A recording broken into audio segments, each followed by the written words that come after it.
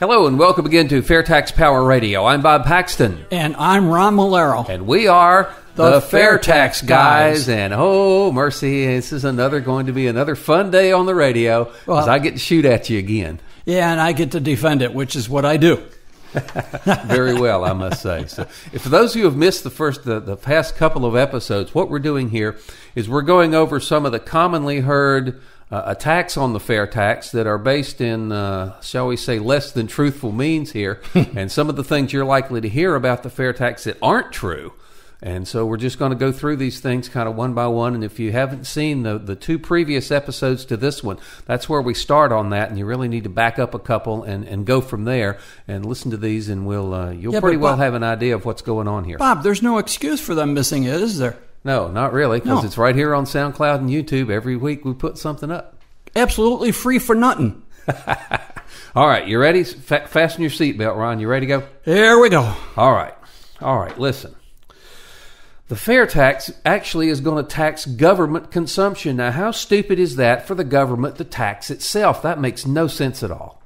Well, it will tax government enterprises. In other words, when the government runs a service and people pay for it, whether it be like a city bus system, or let's take a better example. Let's take a government office that has a job placement service, completely free to the job seeker and the employer, because the government is paying for it through their taxes.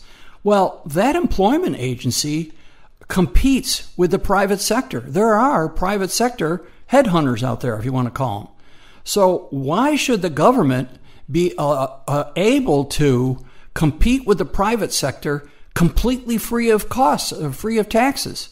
So you have to create a situation in which one entity doesn't have an advantage over the other. And in this case, if there were no taxes accrued on the government agency, they would have a distinct advantage over private sector employment agencies. So what they'll do, since their services are free, and we cannot charge the FAIRtax on free stuff, because there's no money changing hands, what they will do was charge the FAIRtax on the employee's pay that runs the system. So if you have like 4 employees running the whole system, whatever their pay is, we'll collect the FAIRtax on that. It's the only fair way to keep up with government-run enterprises. Okay, well, listen. The FAIRtax would end the tax deduction for charitable contributions and just literally destroy America's charitable organizations. Well, actually not. Charitable donations depend primarily on the state of the economy. When things are going well and the economy is just humming along, charitable donations do very well. Charitable organizations get a lot of money from people because people give to organizations because they want to. In my particular family, we give money to the Cancer Association. All right, that's very close to us because we've lost a lot of family members to cancer. Whatever it is, there are some really excellent charitable organizations out there. People give to charitable organizations because they care about the cause, not because they get a little deduction. For one thing, AFFT gets thousands in charitable donations. That's our state organization, the Americans for Fair Taxation. That's not a tax-exempt or a tax-deductible organization. Your dues to AFFT are not tax-deductible because they're a 501c4. But people give to them anyways, all right?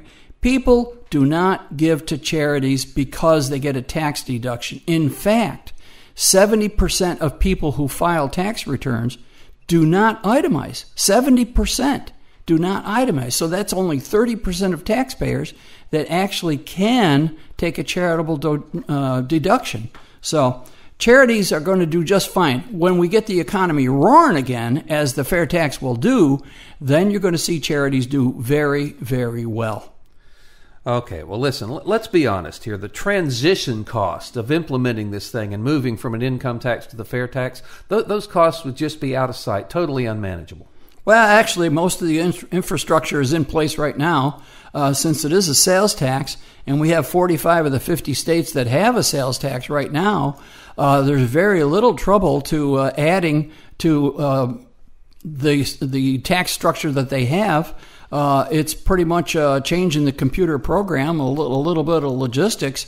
It certainly would be a lot easier than the IRS going after like 150 million different tax returns and trying to make sense out of that. Plus, the ones they're not getting, which we've talked about before, it's very difficult to elude the fair tax when it's collected at the cash register. And for those 5 states that don't have a sales tax, well, they can have a neighboring state set it up for them. They can set it up themselves, or they can have the federal government come in and set one up. I would, if I was to give some advice to those 5 states, let your neighboring state help you or do it yourself. Don't let the feds come in. But another thing, when we go to the fair tax, we will, within 3 years, the IRS will shut down. So that's what, $10 or $11 billion that the country will be saving? That's our money, folks.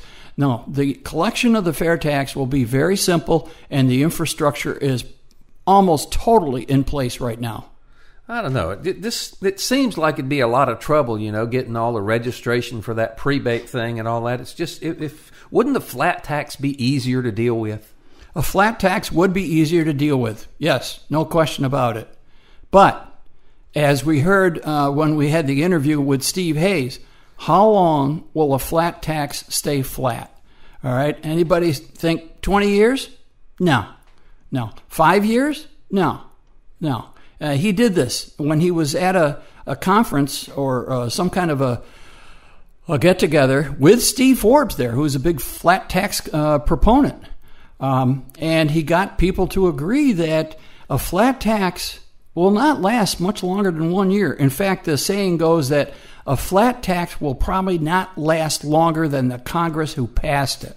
All right? We know that the lobbyists will kick it into gear. In fact, I think the lobbyists would love the idea of a flat tax because they get to start all over again. The people in Gucci Gulch, they'd love the idea of a flat tax. No, flat tax, yes, would be easier, but you still have the IRS. You can't get rid of the IRS with a flat tax, and it won't stay flat for very long. So whereas it would be a temporary help, they're going to get that thing all churned up and embroiled before you know it. So, in fact, I guarantee you, if Congress passes a flat tax and the president signs it, before the president signs it, the lobbyists will kick it into gear and start looking for all their special exemptions. It won't take long. Oh, okay. Well, listen, if we've got to have a consumption tax rather than an income tax, a VAT, value-added tax, would be better. They've done that in Europe for decades, and it works pretty well over there. They've had it in Europe for decades, and it's a disaster. All right, they were told, well, if we get this VAT tax, we can lower the income tax. Well, did they? No. I remember I had, and I related this story before. I was helping out early in my early days of the fair tax, and a lady from the UK came up to me and said, "No, I'm from England. This doesn't apply to me." But she wagged her finger at me and said, "Don't let them do what they did to us. We have a sales tax and an income tax. Don't let them do that." Yeah, and that's what they have over there now.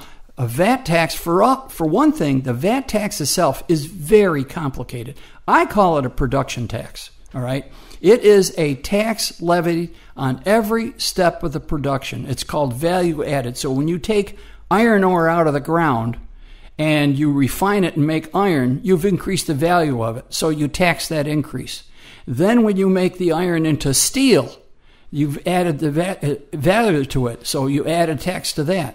Then you shape the steel into like fenders or something. Every step of production where you add value to the product, you add a tax to it.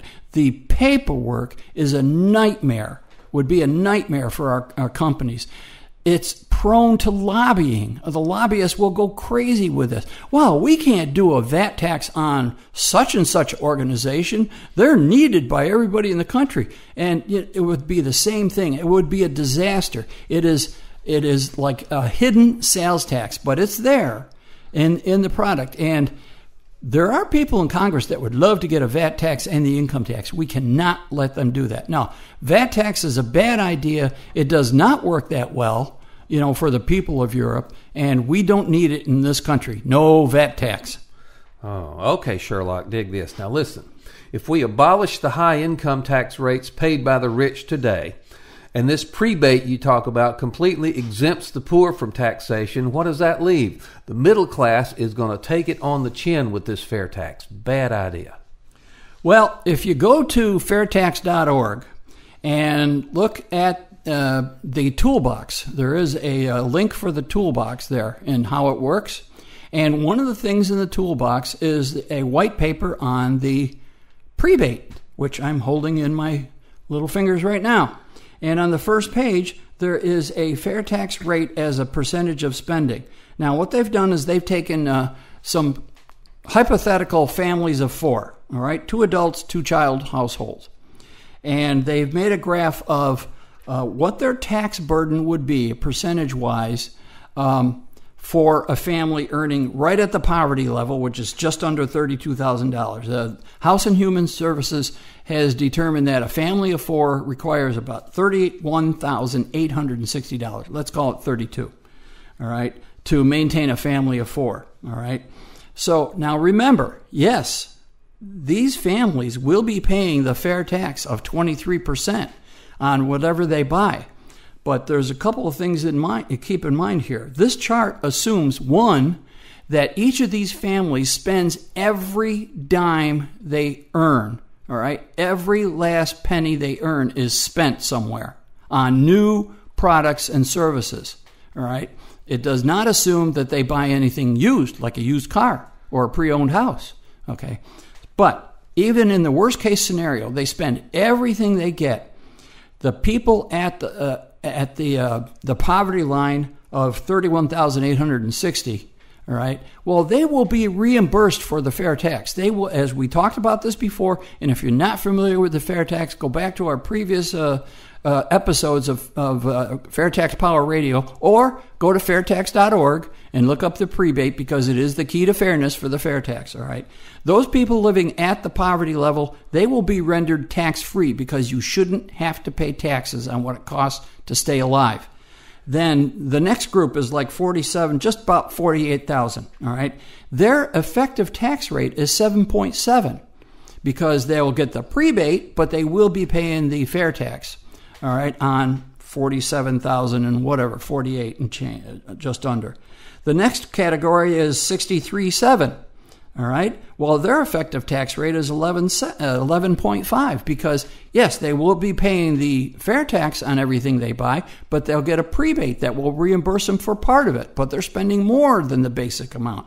And so on and so forth, all the way up to a family that earns and spends $2 million a year. Their effective tax rate is 22.6, which is very, very close to 23. So, no, it will not hurt the middle class. It will render those people living at the poverty level tax-free, and the people with the highest incomes and the highest spending habits, they will be paying the largest effective tax rate, which is as it should be. So you're telling me the more you spend, the higher your tax rate? Imagine that, 23% of new stuff and services. And the more new stuff you buy, the more toys, because you're making a good income, buying a Mercedes instead of a Chevy, buying a 4-bedroom house instead of a 3, brand new and so forth. Yep. The more you spend, the more you're going to pay, and the less effect the prebate will have, especially when you're, a millionaire. All right. Well, look, I'm retired, okay? I have been saving all my life. I've paid taxes on that money already. And now you're telling me you want to turn around and tax me again when I spend it. That is double taxation. Bad idea. Well, actually, even if we stay with the current system, you're going to experience double taxation. Remember the embedded costs. Beware the embedded costs. All right. They're in everything every new product that you go, right now, every new and used product you buy and every service that you pay for, every time. remember that we have explained this before. The current tax system is so complicated that not only the cost of the tax to our corporations, but the cost of complying with the tax code is very, very high. And who pays for that? Well, we end up paying for that because it gets rolled into the price of their product or service. So you're going to be paying embedded costs, all right? So most of those embedded costs go away with the fair tax. In fact, you can think of the embedded costs as like a stealth sales tax, all right? The embedded costs in everything we buy, that's like a stealth sales tax, all right? They will drop significantly under the fair tax. No tax on investments. So your retirement investments, when you draw interest, there's not going to be any tax. And for those investments that are tax sheltered, like a IRA or 401(b) or something like that, those things, you're not going to be taxed on them when you withdraw them. And plus, you have the advantage of buying used products. I mean, you don't have to buy a new car when you go. You can get a good used one. And you can save money there by not paying the fair tax on used products. And on top of everything else, you get the prebate. So actually, retired people are going to do quite well under the fair tax.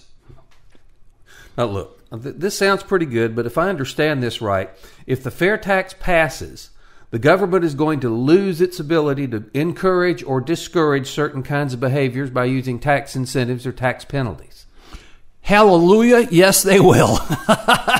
That's absolutely right. Because, find it in the Constitution where Congress has the ability or the authority to tweak our behavior by the tax code, all right? It's not there. Somehow, somebody goes to Congress, they're just an average person, an average man or woman, but somehow when they cross the Beltway and they get sworn in at Congress or the Senate, the House or the Senate, they become a genius.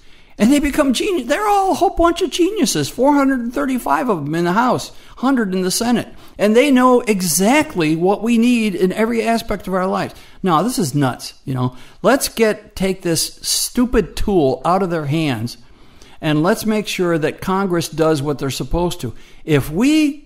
When we pass the fair tax, and they won't be able to manipulate the tax code to encourage certain behavior, they can concentrate on spending issues, and heavens knows they need to concentrate on their spending issues. I mean, I'm sure you would agree with that, Ebenezer. Congress is kind of out of control with their spending. We need to get control of that. Take the tax code out of their way, let them concentrate on spending. All right, talk about spending, though. Listen, the fair tax does not reduce federal spending. It does not ease America's overall tax burden, so why bother? Well, that's true. It is a revenue bill. It does not address spending. In fact, I don't know of any revenue bill that addresses spending. Certainly not the 1040 bill that is the flat tax. By the way, if you go to PopVox and look up the fair tax, you'll see that it enjoys 95% popularity, either in the House or the Senate. And if you go to I think it's 1040 is the flat tax. One, it has no co-sponsors, and two, it suffers under a 70% dislike. All right, 70% of the people that weigh in dislike the flat tax idea. So. The fair tax is a revenue issue. It does not address spending, but it will take that issue away from Congress. So, as I said before, they will be able to concentrate on their crazy spending habits, and we can hammer them on spending because taxes will be off the table. Okay, well, you make it sound pretty good, but the truth is this is just too radical a plan. It's just never going to happen. Well, it's not that radical. I mean, let's see. At one time it was thought that women voting was a pretty radical idea. Oh, my goodness. And did we pass prohibition and then repeal it? All those movements were grassroots movements, all right? Do we have amendments that guarantee civil rights for everybody? Yes. Yes, we do. And those were grassroots movements. We are in the midst of a very important grassroots movement. And the national organization, the Americans for Fair Taxation, and all the state organizations, they would like your help.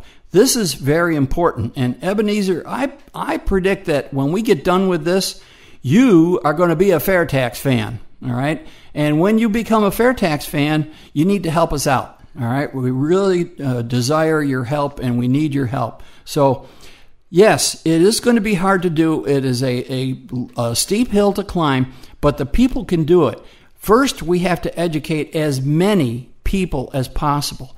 Everybody in the country needs to learn about the FAIRtax.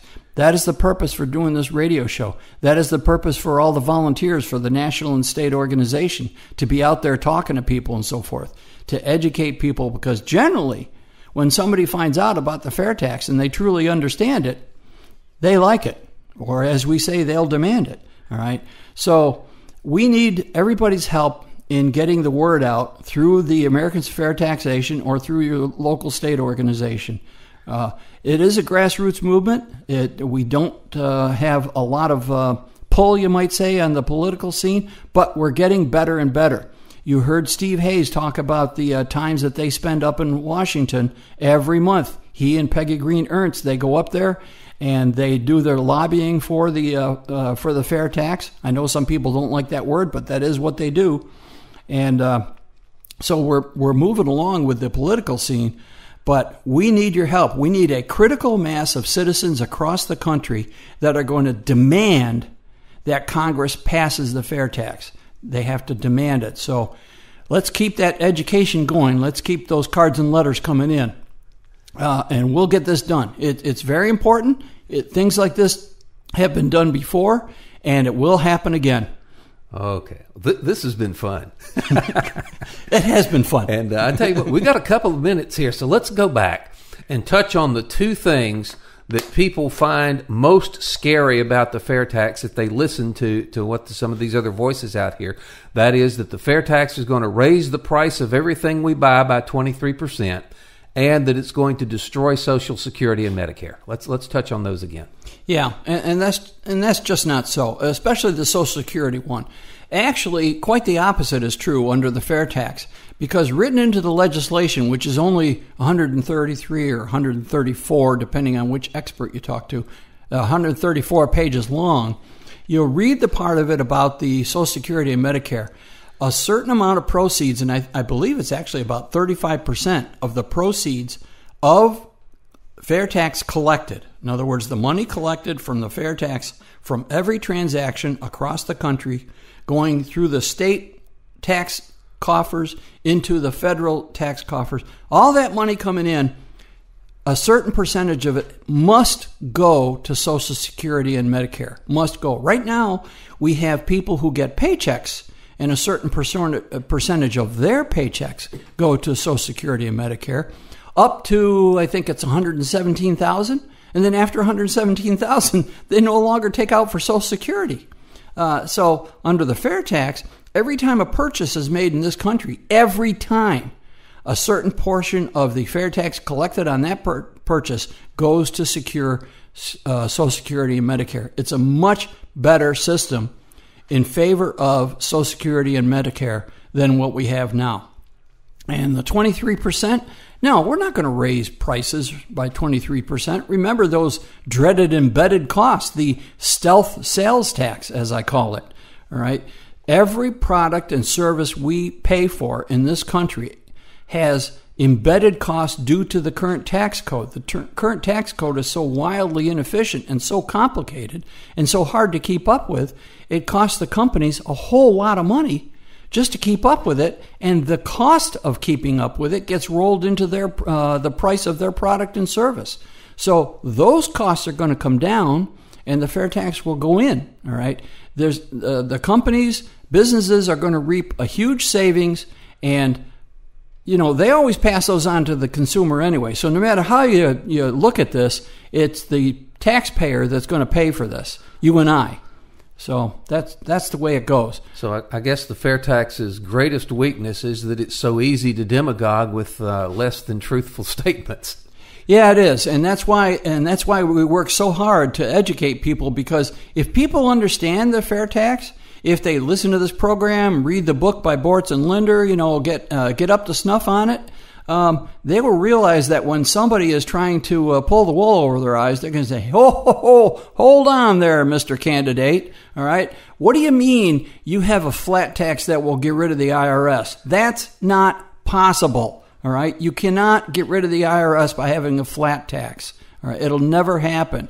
All right. We need people informed, and so that they know when somebody's trying to demagogue the fair tax, and then they can, tell them what to do with their opinion in a nice way, in a respectful way, of course.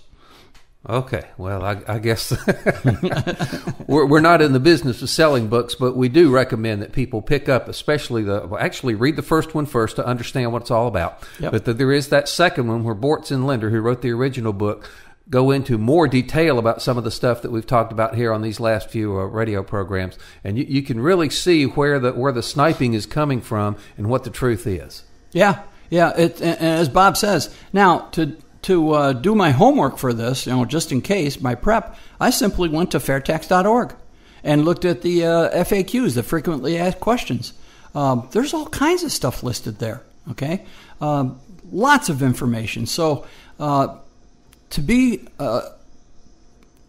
informed is to be armed. All right, you have to arm yourself with information. And one, you'll see that the fair tax really is the best way to go. And two, you'll know when somebody's trying to demagogue about it. And demagoguing is a nice way of saying lying about it. Oh, mercy. And again, we have to encourage people to go to FAIRtax.org, join AFFT, because this is a grassroots movement. It is going to require a little bit of contributions from the grassroots to see this, so when the bigger donors can see that this is actually going to be sustainable from the grassroots, that's when they'll jump in. And we do encourage people to join the 1040 Club. Yep. Yeah, the 1040 Club on AFFT. You go to AFFT and you'll see little graphics there for the 1040 Club. That is a commitment to donate $10.40 a month to the Americans for Fair Taxation. If we get a number of people, like probably less than 3,000 people across the entire country doing that, we will be able to sustain the day-to-day operations, all the emails that go out and stuff like that. And in that way, when we're able to sustain the day-to-day operations, we've got some other donors that are going to be willing to kick in, and that's what we need to do. So educate yourself, and please help us out at AFFT. And again, we can't go off the air without mentioning PopVox. PopVox, and I did mention it in one of my responses here. What a great website, all right? POPVOX.com. You can go on there, register with your name and address. That way they'll know what congressional district you're in, and that way they know who your two state senators are, or federal senators, and who your representative is. Then you can look up any pending legislation at all, anything that's in Congress right now. I mean, I would advise you to go to H.R. 25 first and see what's going on there. S-155 on the Senate side. But if you're into legislation about any particular issue, then you need to go to PopVox and weigh in. And when you give your pros and cons, your responses go to your representative and your two senators. So automatically, all you have to do is type up a little response. So great website. And again, we encourage people to communicate with us, the FAIRtax guys, directly on our Facebook page. You can do that. Or our email address, thefairtaxguys@gmail.com. Yep. thefairtaxguys@gmail.com. If you have a question or you would like to hear a particular issue addressed on one of our shows, please send us an email. We'll do our best to respond to it. And we are backed up by all kinds of experts in the AFFT, so we'll get you an answer. Yes, and you can hear us for free anytime you want to on YouTube and SoundCloud. Yep. You do that well, keeping everything up, Ron. Yeah, thank you. Well, it's a great couple of websites, and absolutely free to the user, absolutely free to you folks. So please spread the word. Okay, well, we got to wrap it up for this edition of FAIRtax Power Radio. Thank you for listening. I'm Bob Paxton, and I'm Ron Malero. Reminding you again, the FAIRtax. Once you understand it, you'll demand it.